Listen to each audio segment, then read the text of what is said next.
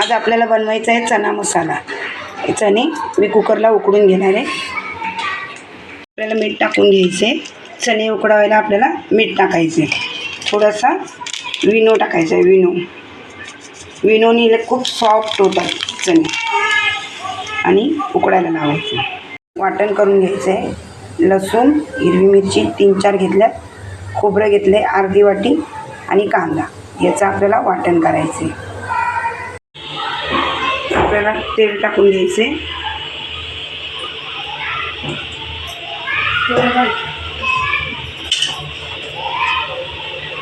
कांदा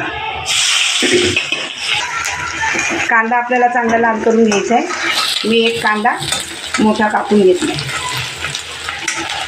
चांगला लाल करून घ्यायचा। त्याला मसाला टाकायचा आहे।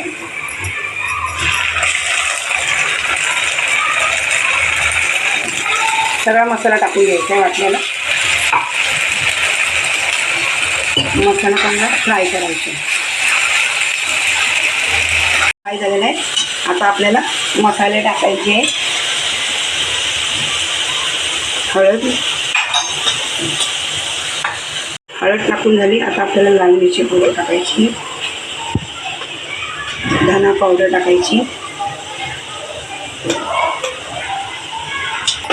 चांगलं फ्राय करायचं। आपल्याला मसाला फ्राय करायला थोडं पाणी टाकायचं।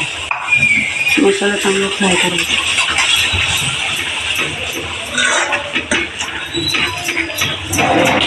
आपल्याला याच्यात चणा टाकून द्यायचं। थोडंसं मसाल्याचं पाणी भरून टाकून मीठ टाकायचं आहे आपल्याला। आपण मीठ टाकलं होतं म्हणून थोडं टाकायचं। मसाला बनवून फ्राय करून झालं झाकण ठेवायचं। भाजी बघून घेऊया।